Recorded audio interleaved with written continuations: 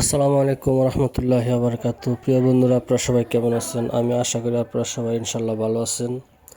এটা হচ্ছে মেশিন মেলাতে আমাদের বাংলাদেশে যে প্রতি বছর মেশিন মেলা হয়, এই মেলাতে বিভিন্ন ধরনের মেশিন প্রদর্শনী হয়। মেশিন বিভিন্ন মালিকরা যায় মেশিন দেখে দেখে মেশিন এলসি করে, মেশিন কিনে, এটা প্রদর্শনী এই মেলা আর কি।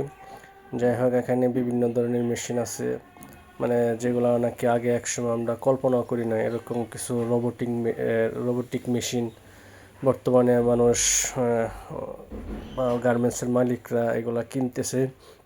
এটা উপকারিতা হচ্ছে, একটা মানুষ ওয়ার্কার কম লাগবে, প্রোডাক্টিভিটি বেশি হবে আর কি।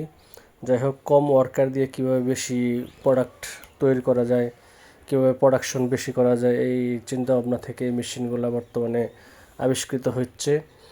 যাই হোক, এগুলা আসলে কাজের ক্ষেত্রে এগুলো আসলে অনেক দরকার, কারণ বর্তমানে যে শ্রমিক সংকট এটা বাংলাদেশে আছে।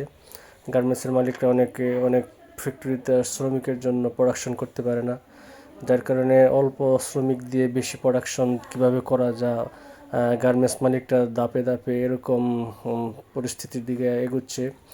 আমাদের ফ্যাক্টরিতেও কিছু অটোমেশনের কিছু মেশিন আসছে, যেমন বাটন স্টিচ আসছে, বাটন হোল আসছে। এগুলা একটা একটা অপারেটর দুইটা মেশিন একসাথে চালাইতে পারবে একবারে একটা চাপে। যে বা মনে করেন যে শার্ট যদি হয়, শার্টের সবগুলো হোল একসাথে হয়ে যাবে, এরকম এক মেশিন আমাদের ফ্যাক্টরিতে অলরেডি আসছে। মালিকরা আরও অনেক মেশিন আনবে এলসি মাধ্যমে, এরকম অটোমেশন আরও মেশিন আসবে। আমাদের ফ্যাক্টরি অলরেডি দিন দিন অটোমেশনের দিকে এগোচ্ছে।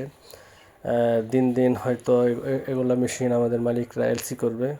অলরেডি চিন্তা ভাবনা চলতেছে আরও বিভিন্ন বড় মেশিনগুলো আনার জন্য, যেমন পকেট সেটার। এই যে একটা মেশিন দেখতেছেন, এটা হচ্ছে পকেট সেটার। একদম অল্প সময়ে কীভাবে পকেটের মাথায় বারটেক হয়ে একসাথে সেলাই হয়ে যায়, দেখেন কত সুন্দর সেলাই হয়ে গেছে। এই মেশিনগুলো আসলে প্রযুক্তির মাধ্যমে আমরা আসলে অনেক সুন্দর সুন্দর জিনিস পাইতেছি। তবে জিনিসগুলোর আসলে অনেক হিউজ পরিমাণ দাম। আমাদের ফ্যাক্টরিতে 3টা মেশিন আসছে, প্রায় $27,000 মতো দাম নিছে 3টা মেশিন।